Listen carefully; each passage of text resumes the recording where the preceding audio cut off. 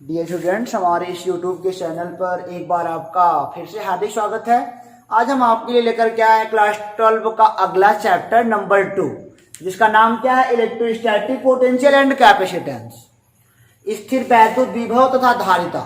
आपने विभव के बारे में सुन चुका होगा क्लास 10th में, ठीक है ना। धारिता आपके लिए नया वर्ड है। विभव आप क्लास 10th में सुन चुके हो और धारिता आपके लिए नया वर्ड है, ठीक है ना। तो अभी तक चैनल को सब्सक्राइब नहीं करा है तो कर दो और बेल आइकन का बटन भी प्रेस कर दो, ताकि जो नया नया वीडियो अपलोड हो रहा है ना वो पहले आप पढ़ सको। ये तो रोज कहते हो सर, आज भी कर दिया आपने, चलो ठीक कोई बात नहीं।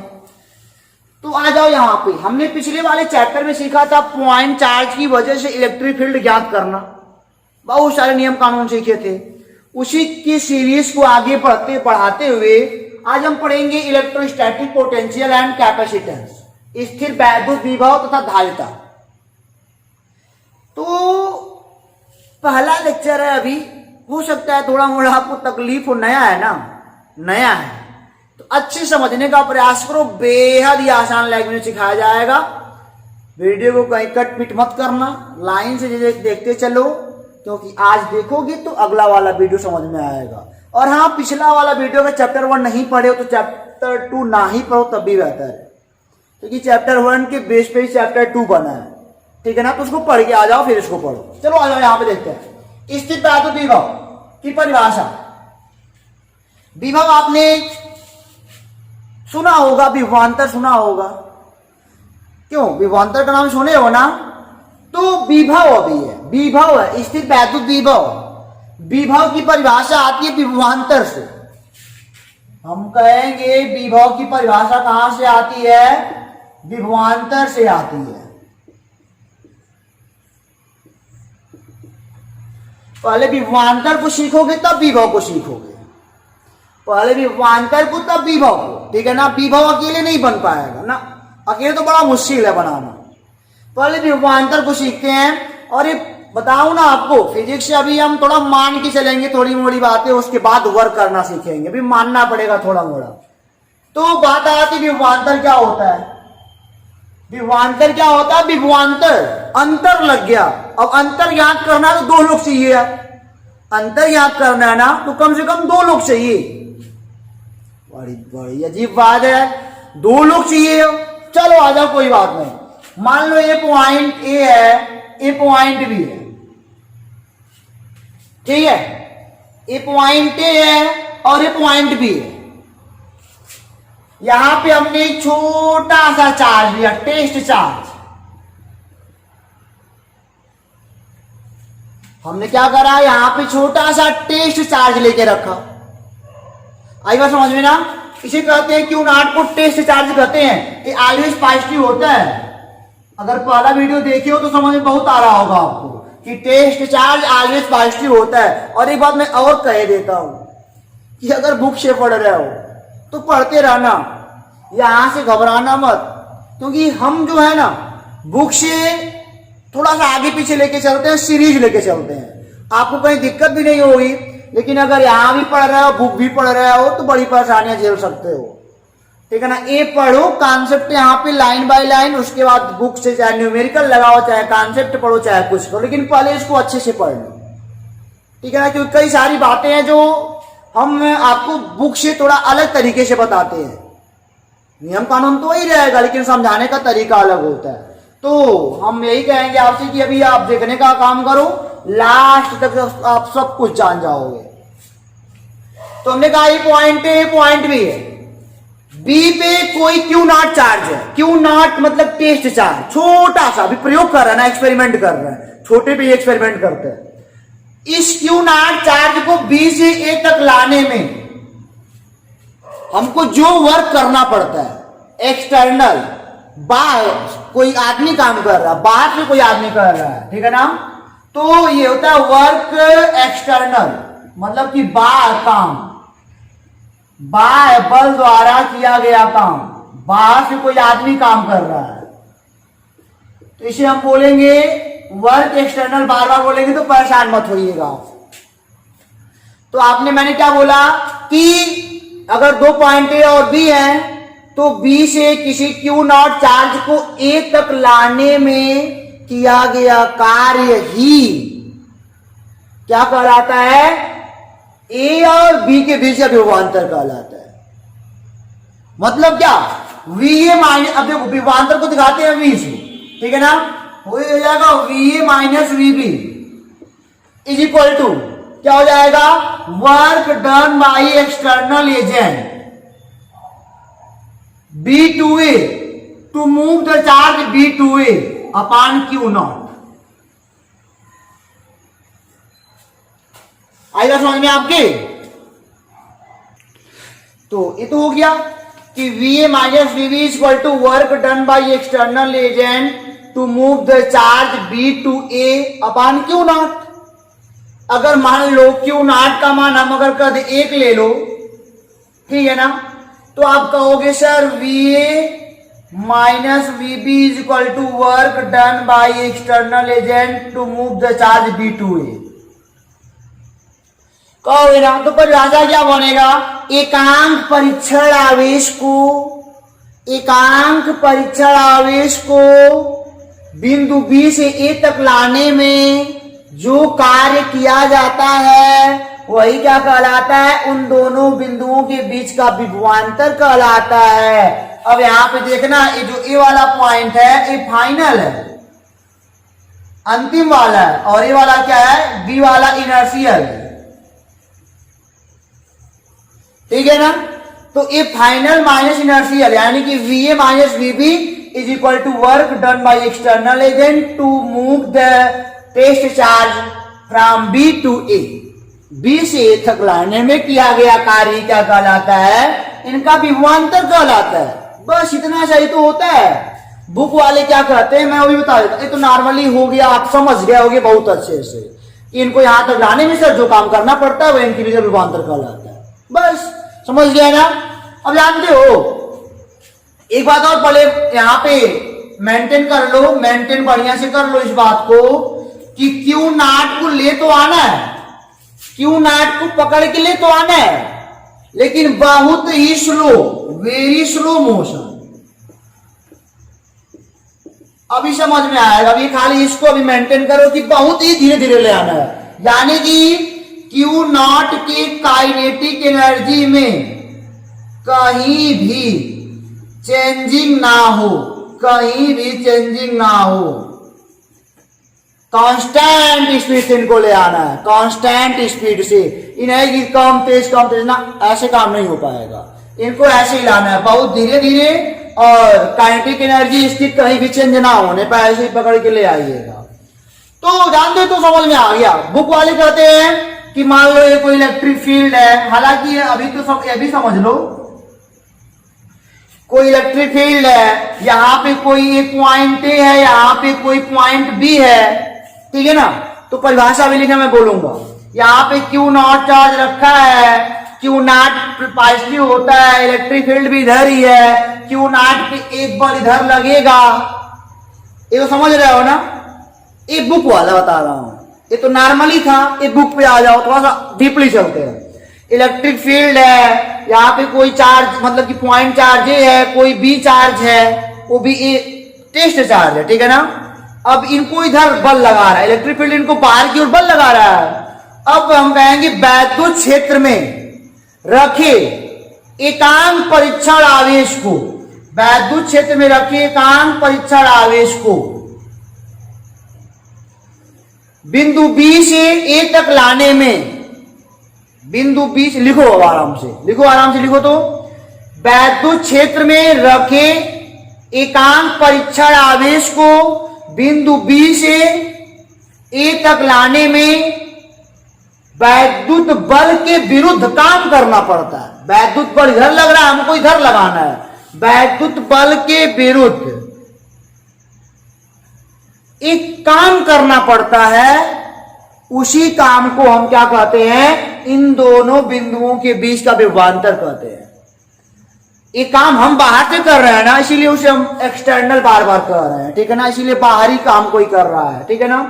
तो क्या लिखा आपने? वैद्युत क्षेत्र में रखे एकांक परीक्षण आवेश को बिंदु बी से ए तक लाने में वैद्युत बल के विरुद्ध किए गए कार्य को, वैद्युत बल के विरुद्ध किए गए कार्य को उन दोनों बिंदुओं के बीच का विभवांतर कहते हैं, यानी कि VA minus VB is equal to work done by external agent B2A to move the charge from B2A। ठीक है ना, ऐसे बोल लोगे इनको आप। ये तो आपके समझ में आ ही गया होगा, चाहे ऐसे चाहे ऐसे। तो अब आगे थोड़ा आगे चलते हैं। अभी तो विभवांतर पे हम लोग चल रहे हैं। मिटा दिया, मिटाना नहीं चाहिए था, चलो अच्छा कोई बात नहीं, यहां लिखते हैं। अभी हमने लिखा था ना VA minus VB is equal to work done by external agent to move the charge B2A upon Q0। अभी लिखा था ना हमने, यही तो लिखा था यार। अब देखो जरा,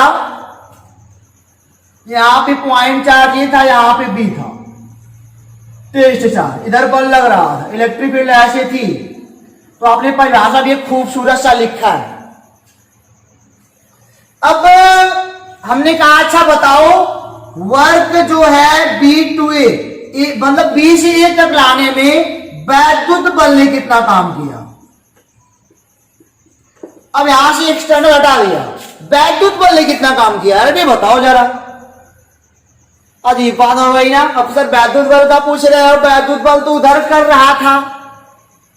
कोई बात नहीं, हमने आपसे पूछा B से A तक चार्ज को लाने में, जो हमारा टेस्ट चार्ज है उसको B से A तक लाने में एक्सटर्नल तो काम किया अपना, इस हिसाब से एक्सटर्नल यहां काम किया, लेकिन वैद्युत बल ने कितना काम किया। अच्छा बताओ जरा, अगर एक्सटर्नल इधर से इधर लाने में 10 जूल काम किया हो तो वैद्युत बल ने कितना काम करा होगा। कहोगे सर जी यहां से यहां तक लाने में 10 जूल का काम तो करना ही पड़ेगा, एक्सीलरेशन 0 के बराबर। एक्सीलरेशन 0 के मैंने बार बार यही कहा ना कि इनको लाने में अगर यहाँ पे मान लो Fi इधर लग रहा हो तो जो एक्सटर्नल का हो हर जगह बराबर होना चाहिए, हर जगह ये बराबर होना चाहिए। यानी कि कुछ इस तरह मूव कराना है कि 5 न्यूटन का मान लो बल इधर से लग रहा है, 5 का इधर से लग रहा है, हर जगह 5-5 का दबा दबा के ले आना है आराम आराम से। यही एजम्पशन है, यही तो मानना पड़ेगा आपको कि हर जगह फोर्स बराबर लग रहा है, इनको पकड़ के यहां से यहां तक ले आना है, ऐसे ही ले आना है, तभी आप ये डिफाइन कर पाओगे, तो कर ही नहीं पाओगे। चलो आ जाओ, कोई बात नहीं, समझो यहां पे। अगर मान लो कि एक्सटर्नल ने 10 जूल काम किया हो तो वैद्युत बल ने कितना काम किया होगा। कहोगे सर 10 जूल काम उन्होंने भी किया होगा, तभी तो उनको काट के ले आए हैं, तभी तो उनको काट करके ले आए हैं ना। लेकिन आ जाओ अब यहाँ पे, तो वैद्युत बल कितना काम किया होगा, तो कहोगे सर जितना एक्सटर्नल किया होगा, एक्सटर्नल के बराबर, हर जगह बराबर तो है ही, तभी इनको आराम आराम से इनको ले आए हैं कांस्टेंट स्पीड से। लेकिन चूंकि दिशा विपरीत है ना, यहाँ पे क्या लग जाएगा माइनस, दिशा विपरीत है ना तो क्या लग जाएगा, यहाँ पे माइनस नहीं लग जाएगा, लग जाएगा। तो ये हो गया। आप देखो जरा, अब हम यहां से बोल सकते हैं VA माइनस VB, ये वाला यहां वैल्यू पुट करते हैं। तो कहोगे सर एक्सटर्नल की जगह पे हम क्या रख सकते हैं, माइनस WB2A, यहां पे लिख सकते हो वैद्युत बल। लैंग्वेज थोड़ा आपके लिए नया होगा, मैं समझ रहा हूं, लेकिन आप बहुत अच्छे समझ रहे हो, मैं अभी समझ रहा हूं। बहुत ही नॉर्मली लैंग्वेज में लेके चल रहा है अभी आपको, अभी आगे बहुत चीजें पढ़नी है, तो घबराइएगा मत। तो वैद्युत बल बराबर एक्सटर्नल दोनों बराबर थे, लेकिन चूंकि दिशा में विपरीत होने के कारण यहाँ पे क्या लगाना पड़ा, माइनस लगाना पड़ा। अब यही मैंने यहां पे रख दिया। अब यहां से एक नई परिभाषा बना दिया हमने, यहां से स्टूडेंट हमने एक नई परिभाषा बना दिया कि दो बिंदुओं के बीच का जो विभवांतर होता है, दो बिंदुओं के जो बीच का विभवांतर होता है, ठीक है ना, आप नोट करो इसको। तो क्या लिखा आपने, बिंदु A से B तक एकांक परीक्षण आवेश को लाने में, बिंदु B से A तक एकांक परीक्षण आवेश को लाने में वैद्युत बल द्वारा किए गए, वैद्युत बल द्वारा किए गए ऋणात्मक कार्य के बराबर होता है। वैद्युत बल के द्वारा किए गए ऋणात्मक कार्य के बराबर होता है। कैसे भी आप इसको अपनी भाषा में लिख सकते हो, ऐसे भी लिख सकते हो कि दो बिंदुओं के बीच का विभवांतर, दो बिंदुओं के बीच का विभवांतर जो होता है वह एकांक परीक्षण आवेश Q0 को बिंदु B से A तक लाने में वैद्युत बल के द्वारा जो भी ऋणात्मक कार्य किया गया होता है उसे हम क्या कहते हैं, उन दोनों बिंदुओं के बीच का विभवांतर कहते हैं। देखा, तीन तीन परिभाषाएं हो गई। तो आप इसको बना के तो लिख ही सकते, इतना तो आप क्लास 12 के स्टूडेंट तो यार, आप समझ गए, लॉजिक को समझ गया तो परेशानी क्या है, फिर कोई परेशानी नहीं है ना। तो ये तो आपको समझ में आ गया, इनको इरेज करें। तो ये हो गया वैद्युत बल वाला और ये हो गया किसका, एक्सटर्नल वाला। दोनों प्लस माइनस क्यों समझ में आया ना, क्योंकि विपरीत काम करना पड़ रहा है। चलो आ जाओ, अब हम बात करते हैं आपसे विभव। विभवांतर हो गया ना, अब हम बात करेंगे विभव की। चलो देखो, बात करते हैं अब विभव की। अब पोटेंशियल पे आया है हम लोग। तो अभी अभी हमने पढ़ा ना कि VA minus VB is equal to work done by external agent to move the test charge B2A upon Q0 पढ़ा ना। आप विभवांतर का अभी निकाल सकते हो कि यूनिट क्या होता है, तो इसका जूल प्रति कूलम, जूल प्रति कूलम। और एक ऐसी क्वांटिटी है स्केलर, स्केलर अधिस है, मजा आने वाला है, अधिस है, कोई दिमाग नहीं ज्यादा लगाना पड़ेगा, अधिस है। तो देखो जरा, अब हमने क्या एक बात और मान लिया, एक बात हमने और मान लिया कि अनंत पर, अनंत ऐसे लिखते हैं,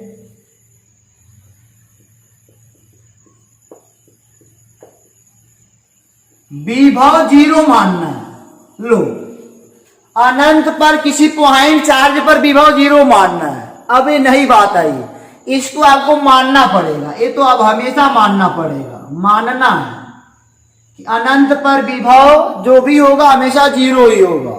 अब वही दोनों चार्ज हम, मतलब कि वही दोनों पॉइंट अब ऐसे हम हैंडल करेंगे। ए यहां पे है और बी वाला इनफाइनाइट पे है। बी वाला कहां पे है, इनफाइनाइट पे है, पॉइंट यहां पे है। अब इलेक्ट्रिक फील्ड है ही, आप समझ रहे हो। तो इनको यहां से यहां तक लाने में कहोगे जो कार्य होता है वही क्या होता है, इनका विभवांतर होता है। तो जरा बताओ, तो ये हो गया एक्सटर्नल एजेंट B2A मूव कराने में जो लग गया Q0। अब जरा बताओ तो VB का मान कितना हो जाएगा, potential at the point B, क्योंकि अनंत पर है, अनंत पर क्या मानना, हमेशा जीरो। ये हो जाएगा VA is equal to work done by external agent to move the charge B2A upon Q0। आपको अच्छे से दिख रहा है ना, क्योंकि वीडियो हम रात में सेट कर रहे हैं, तो देखो दिख रहा है अच्छे से, तो अच्छे से आपको लगता है दिख रहा है।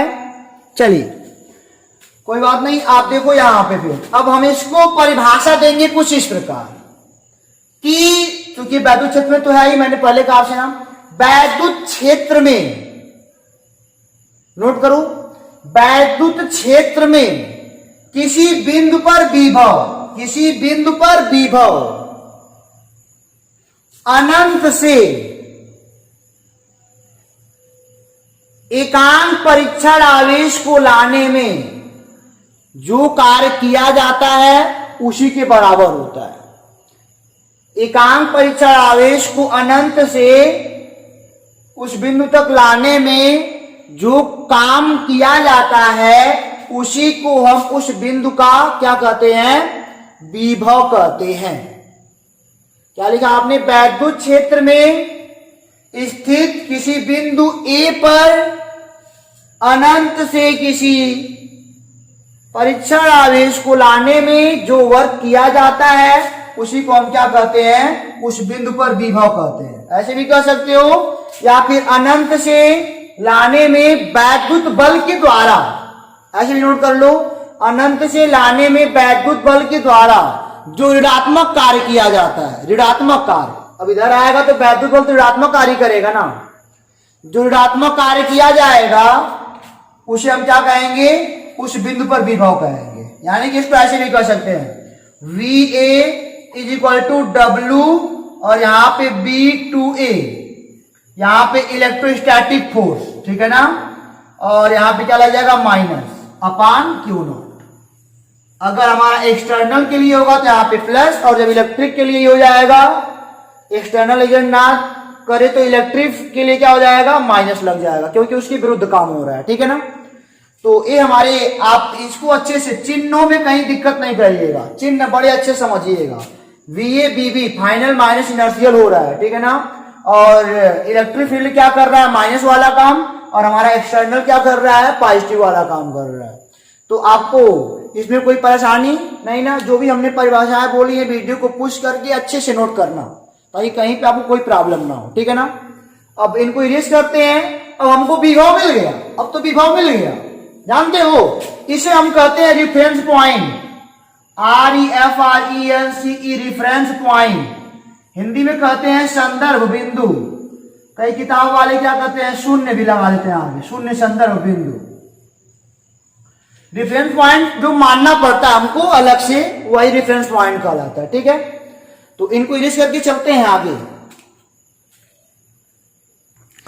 तो चलिए स्टूडेंट, कुछ पहलुओं पर चर्चा कर लेते हैं, जैसे कि इसको नोट का नाम देते हैं।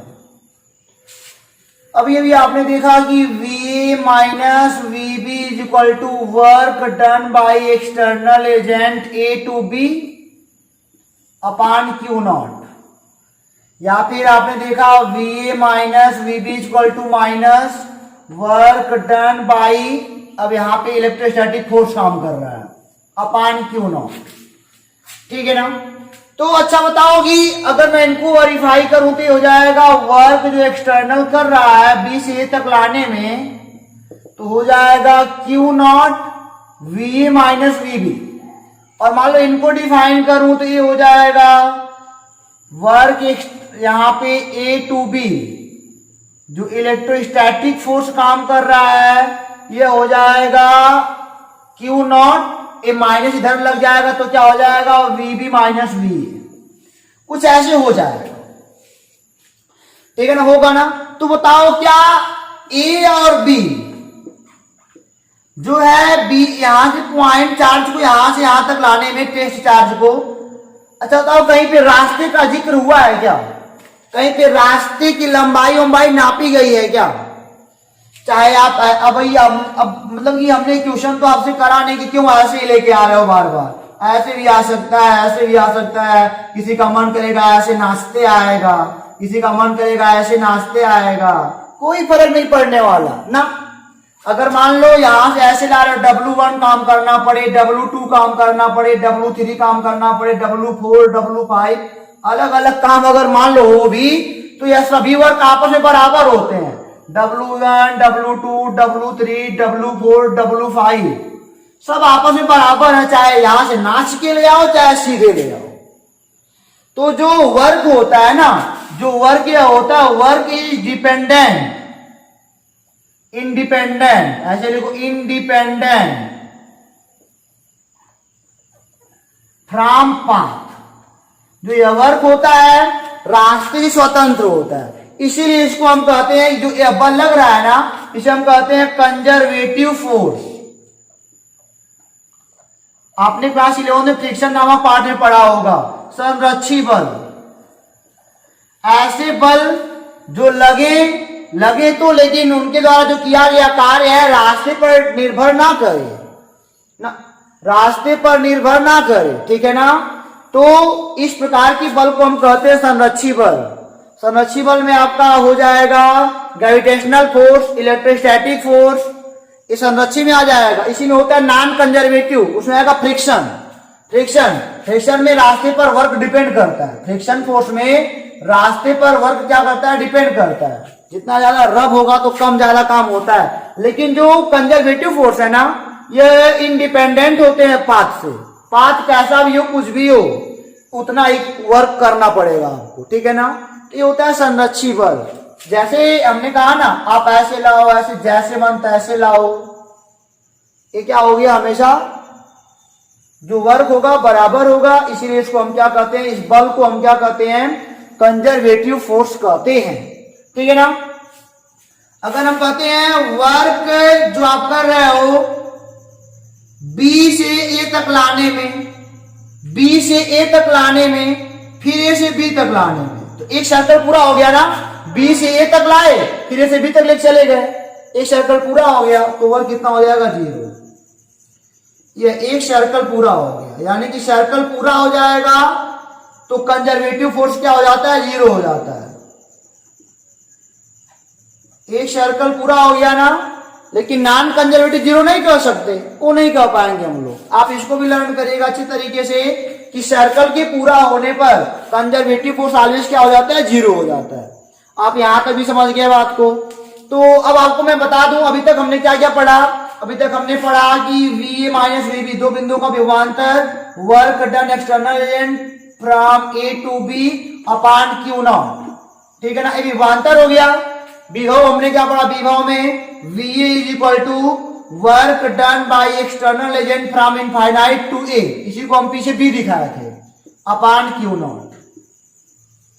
ये सब बातें हमने अच्छी तरीके से अपने माइंड में मेंटेन कर लिया। विभवांतर है और ये क्या है, विभव है। और इसको यहां तक लाने में जो आप लाए हो ना, हर जगह ये आपका मान 0 है। इस तरह लाए हो कि हर जगह ये आपका मान क्या है, 0। क्यू नॉट को इस कदर पकड़ के ले आए हो कि हर जगह ये आपका मान क्या है, 0 है। तो जितनी बातें हमने आपको बताई ना, उसको पॉइंट में नोट करना, आगे बहुत आसान होगा सब कुछ। तो इनको मिटा के चलते हैं अगली टॉपिक पे, जो कि फार्मूला प्रूव करना है।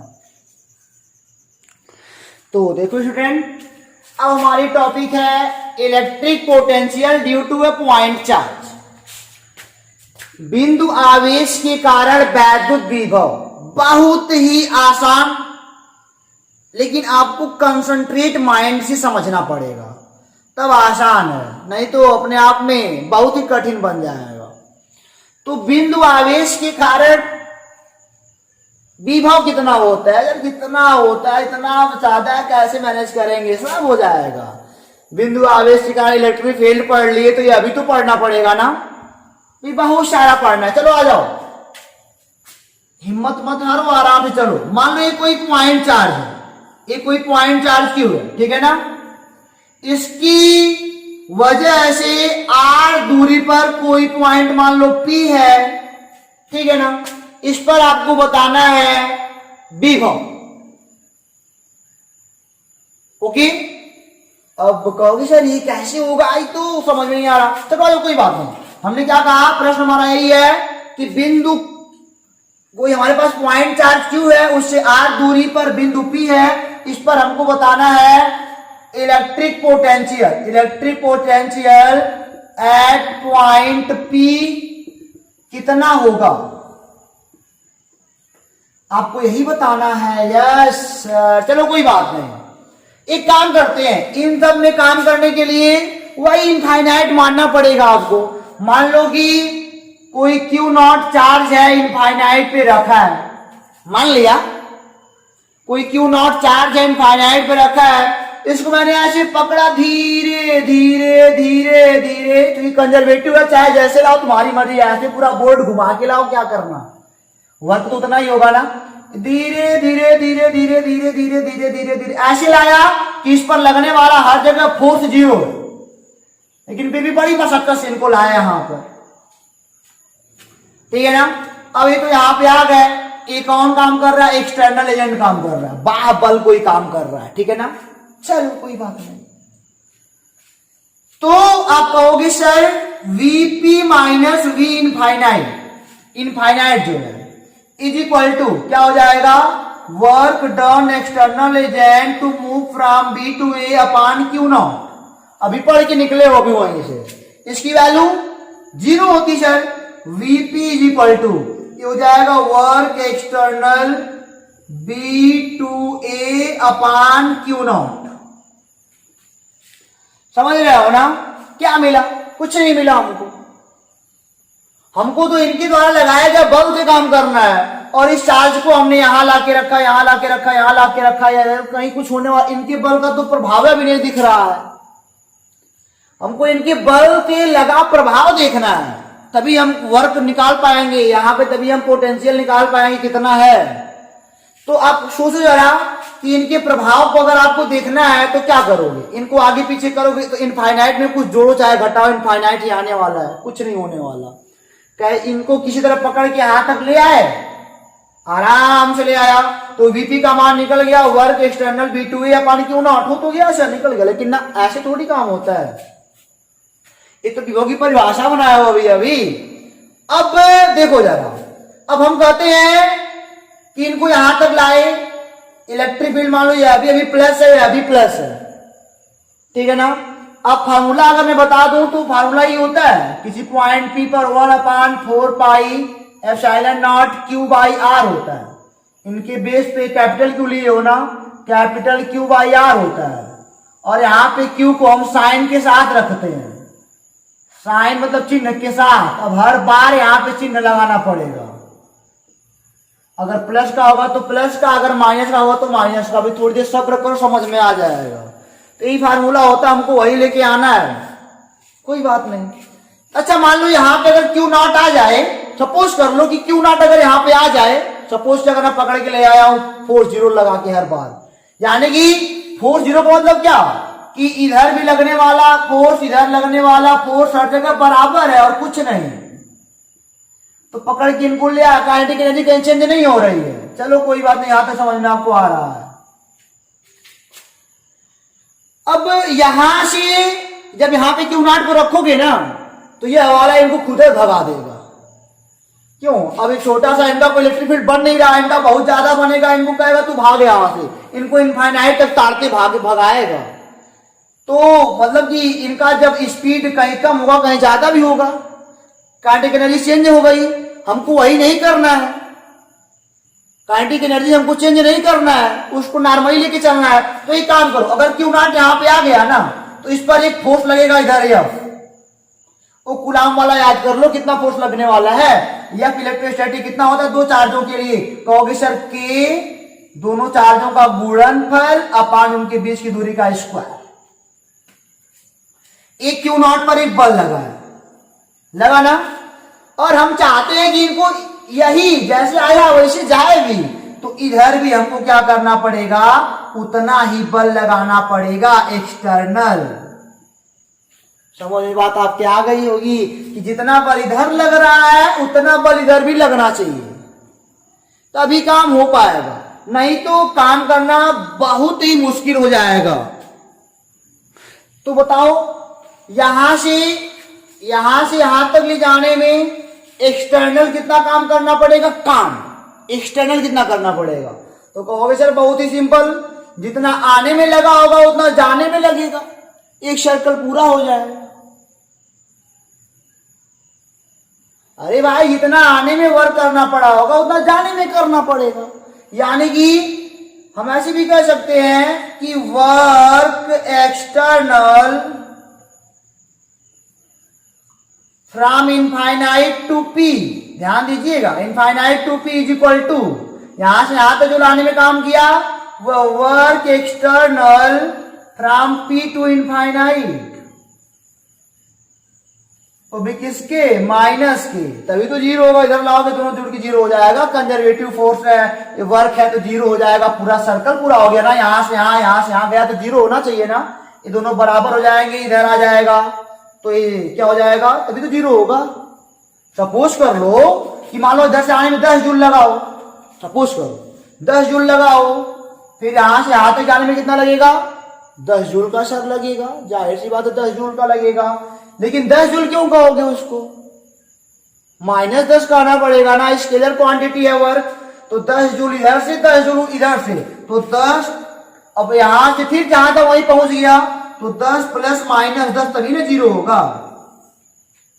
यानी कि ये इधर वाला हो गया प्लस में, इधर वाला क्या हो गया माइनस में, दो अलग अलग काम। तो वही तो है, वर्क एक्सटर्नल कितना हो गया, infinite to P is equal to minus work external P to infinite. ये बात आपको याद होनी चाहिए, पता होनी चाहिए। सब चिन्हों का कमाल है भाई, देख लो यहां पे, आ जाओ अब इनको यहां से यहां तक ले जाने में एक बात और मंथन कर लो कि जो एफ एक्सटर्नल है वो हमेशा एफ इलेक्ट्रोस्टैटिक के बराबर होना चाहिए अगर काइनेटिक एनर्जी में कोई चेंज नहीं कराना है तब। तो अब वर्क डन देख लेते हैं। वर्क डन एक्सटर्नल एजेंट जो काम कर रहा है, ठीक है ना, ये क्या कर रहा है, इधर फोर्स लग रहा है, मतलब वर्क क्या बाहर वाला कर रहा है कि इनको बचा बचा के रखा है इधर वाला। तो बचा कैसे रखा है, इधर भागना चाह रहा है लेकिन भागना नहीं है, आराम से, तो थोड़ा बल लगाना पड़ रहा है, तो वर्क करना पड़ रहा है। तो ये हो जाएगा, चूंकि देख रहे हो ना आर के साथ वेरिएबल है, आर दूरी के साथ क्या हो रहा है, अब इलेक्ट्रिक फील्ड दूरी के साथ क्या होता है, फोर्स घटेगा ना, तो काम भी चेंज होगा हर बार। तो ये जाएगा वेरिएबल के टर्म में समाकलन लगाना पड़ता है आपको, जो एफ एक्सटर्नल है डी आर, मतलब कि बल गुणे विस्थापन कहां से कहां तक, तो पी से कहोगे सर इनफाइनाइट तक, और यहां पे कह दोगे काश थीटा। बल और विस्थापन के बीच का एंगल लगाना पड़ेगा ना। ये हो जाएगा work external is equal to F external कितना हो रहा है, यही तो हो रहा है, उन्हीं बराबर काम करना पड़ रहा है, के क्यू क्यू नॉट आर का स्क्वायर, ये पी टू इनफाइनाइट लगा लो, डी आर कॉस थीटा। देखो जरा विस्थापन इधर हो रहा है, विस्थापन इधर हो रहा है और इधर बल लग रहा है, इनके बीच का एंगल 180, काश 180 हो गया। ये हो गया पी टू इनफाइनाइट, ये हो जाएगा minus K Q Q naught by R का स्क्वायर, क्योंकि इसका मान होता है माइनस का 1 डी आर। आप देख रहे हो कि के भी कांस्टेंट, माइनस के भी कांस्टेंट, क्यू भी कांस्टेंट, ये भी कांस्टेंट, बशर्ते आर आपका कांस्टेंट नहीं है, 1/r का स्क्वायर और डी आर, अब केवल आर बचा है।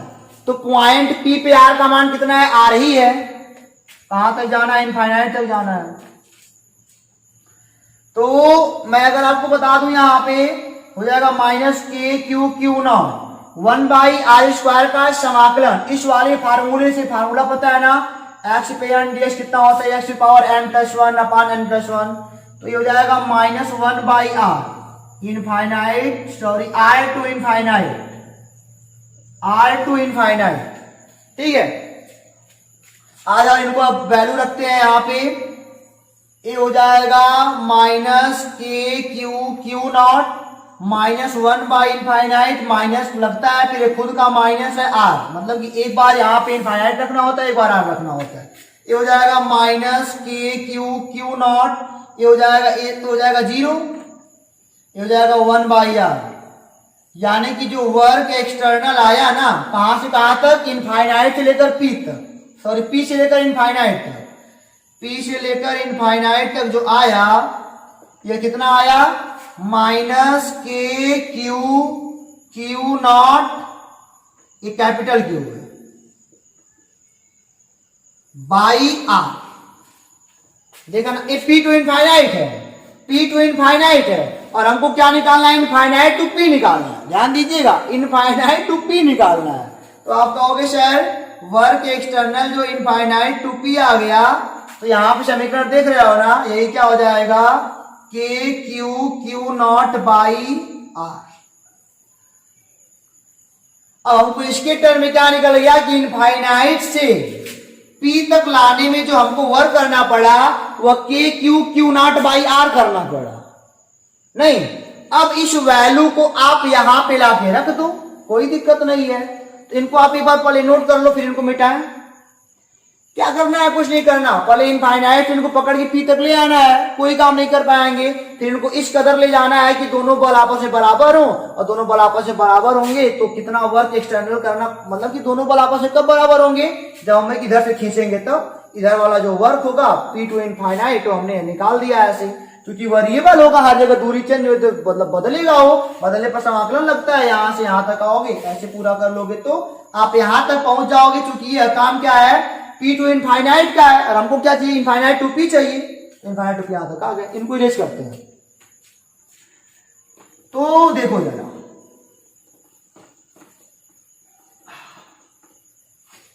आ जाओ, ये वैल्यू यहां पे रखते हैं, तो हो जाएगा VP is equal to W external यहाँ पे हमने क्या लिखा है, B2A लिखा है क्या?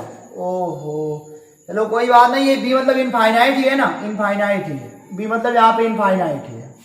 तो ये हो जाएगा K Q naught by I गुड़े Q नॉट, यहाँ पे आई Q नॉट से Q नॉट कैंसिल, ये हो गया VP equal to KQ by R। हो गया ना K की वैल्यू एयर और वैक्यूम के लिए 1/4πε0 Q/R। देखा, प्रूव्ड हो गया। यही हम कभी से कर रहे थे, यही तो हम कभी से कर रहे थे ना, समझ में आ गया आपको? यही हमको निकालना था इनके टर्म में 1/4πε0 Q/R। अब आपके ये तो प्लस चार्ज था, प्लस चार्ज था। अब आपके जहन में ये सवाल पैदा हो रहा होगा कि सर ये माइनस हो गया तो क्या करोगे? तो इसीलिए कहा हो ना, इस वाले फार्मूले में Q हमेशा चिन्ह के साथ रखते हैं। Q ऑलवेज विद साइन, हमेशा चिन्ह के साथ रखेंगे, नहीं तो फंस जाओगे आप, ठीक है? तो क्यों? मैंने बोला ना, अगर ये माइनस ना होगा तो जो इधर देखो, आप समझना, यहाँ पे Q नॉट अगर यहाँ पे ला दोगे तो ये प्लस का होता है, इनको खींचेगा, एक्सटर्नल को इधर काम करना पड़ेगा। एक्सटर्नल को जब इधर काम करना पड़ेगा ना, तो आपने देखा वहां पे इस वाले फार्मूले में, तो देखो जरा, विस्थापन भी इधर हो रहा है, अब एक्सटर्नल का काम भी इधर हो रहा है, तो काश 0 डिग्री हो जाता। काश 0 डिग्री होता तो वहां पे प्लस आता, और यहाँ पे प्लस आता तो यहाँ पे आता माइनस। अगर वहां पे प्लस आता तो ये भी प्लस आता, सॉरी ये प्लस आता, अभी क्या आता, माइनस। ये वाला क्या आ जाता, माइनस में। तो हमारा आंसर भी किस में आता, माइनस में आता। तो ये पॉजिटिव चार्ज है तो ये प्लस में आया है, नेगेटिव चार्ज आता तो क्या आता, माइनस में आता। क्यों आता, मैंने बताया, काश 180 की जगह पे काश 0 हमको रखना पड़ता, और काश 0 रख तो उसका मान 1 होता है, उसका मान 1 होता है, तो ये वाली वैल्यू हमारी पॉजिटिव आती, और फिर ये वाली नेगेटिव आती। अगर ये नेगेटिव आती यहाँ पे आप रखते यहाँ पे, तो अभी नेगेटिव आता। क्यों? क्योंकि हमारा चार्ज नेगेटिव था। इसीलिए हमने आपसे कहा कि बच्चों आप Q को हमेशा उसके चिन्ह के साथ रखिएगा। तो इसका प्रोविजन बहुत ही आसान है, आपने देखा। क्या करना है, यहां से पकड़ के ले आना है, फिर इनको इधर भेजना है, इस तरह भेजना है कि बैलेंस में चले। समाकलन देख ही रहे हो, बाकी वैल्यू रखनी है। ये होता है कि कोई चार्ज पॉइंट Q है, उससे R दूरी पर किसी बिंदु पर भी हो, कितना होता है, 1/4πε0 Q/R, ठीक है? और ε0 किसके लिए है, एयर वैक्यूम के लिए। अगर मीडियम हो जाए तो पता है आपको क्या करना है। तो देखते हैं, एक न्यूमेरिकल देख लेते हैं, फिर ये वीडियो क्लोज करते हैं, फिर अगले वीडियो मिलते हैं। तो चलिए, अब तक हमने जो पढ़ा उस पर एक न्यूमेरिकल देखते हैं छोटा सा। कह रहा है कि वैद्युत क्षेत्र में बिंदु ए तथा बी पर कोई पॉइंट है ए और बी, ए तथा बी पर क्रमशः 10 वोल्ट विभव दिया है, उसका मात्रक वोल्ट भी होता है, और -20 वोल्ट है। किसी इलेक्ट्रॉन को बिंदु ए से, कोई इलेक्ट्रॉन है ए से बी तक ले जाने में 12 वोल्ट। अजीब सी है, देखो कोई बात नहीं, पहले आप इतना बड़े हो ना कि ए से बी तक, यानी कि फाइनल बी है, फाइनल पॉइंट भी है, इनर्शियल कितना है, ए है। तो आप कहोगे sir VB - VA is equal to work done by external agent from A to B upon Q0। Formula होता है अपना, यही तो देखना होता है फाइनल इनर्शियल। मैंने पहले ही कहा था, यही देखना होगा आपको बार बार। VB का मान कितना है, तो कहोगे सर -20, VA का मान कितना है, -10। अब Q0 है ना, ये एक्सटर्नल हो गया, Q0 इलेक्ट्रॉन है, तो हो गया W एक्सटर्नल। अब सूत्र बन गया, अब रखो ये -30 मल्टीप्लाई इलेक्ट्रॉन का चार्ज कितना होता है, तो ऋणात्मक चार्ज होता है, चिन्ह के साथ रखना है, 10⁻⁻19, ये हो जाएगा 4.8 10⁻⁻19 जूल। देखा कितना आसान है। अब इसे दूसरा पूछा है वैद्युत बल द्वारा किया गया का, तो इसका माइनस वाला मान हो जाएगा। तो जो W जो इलेक्ट्रिक वाला होगा, ये -4.8 मल्टीप्लाई बाई 10⁻19 जूल। ओके, कोई प्रॉब्लम? कोई प्रॉब्लम नहीं ना। चलो एक थोड़ा सा कॉन्सेप्ट और देखते हैं। मान लिया यहां पे, मान लो Q1 हो, Q2 हो, Q3 हो, और ये यहाँ पे मान लो इस पॉइंट पे विभव बताना हो, Q1 Q2 Q3 की वजह से इस पॉइंट विभव बताना हो, यह दूरी मान लो यहाँ से R1 हो, यह दूरी मान लो R2 है हो, यह दूरी मान लो R3 हो, ठीक है ना। तो देखो कोई दिक्कत नहीं है, क्योंकि स्केलर क्वांटिटी या चिन्ह दिशा से देखना है ही नहीं, तो हम कहेंगे जो P पे पोटेंशियल होगा ना, एक V1 की वजह से, V2 की वजह से, V3 की वजह से, अब जो भी इनका चिन्ह हो, चिन्हों के साथ रखना है, चिन्हों के साथ रखना है। तो ये हो गया सुपर पोजिशन वाला केस। सुपर पोजिशन देखे हो ना, अध्यारोपण वही केस होता है यहाँ पे, यही होता है कि कई सारे होंगे, सबकी वजह से जो पोटेंशियल बनेगा उन्हीं का योगफल होगा चिन्ह के साथ, लेकिन ठीक है ना। तो ये तो हो गया छोटा सा न्यूमेरिकल। अभी इस पे हम बहुत सारे न्यूमेरिकल करने वाले हैं, तो आप जो भी आपके बुक में न्यूमेरिकल होगा इस बेस्ड का, वो भी जो भी पॉइंट वाला भी होगा वो भी कर लीजिएगा। नहीं तो अगले वीडियो में हम मिलेंगे कुछ न्यूमेरिकल के साथ और अगले कॉन्सेप्ट के साथ। वीडियो पसंद आया होगा, समझ में आया होगा तो कमेंट बॉक्स में जरूर लिखिएगा, बेल आइकन का बटन सब्सक्राइब जरूर करिएगा, शेयर जरूर करिएगा, और हंसते रहिए, खुश रहिए, पढ़ते रहिए और क्वेश्चन को लगाते रहिए, तभी अपना काम बनने वाला है। ओके, तो मिलेंगे फिर अगले वीडियो में, तब तक के लिए ऑल द बेस्ट।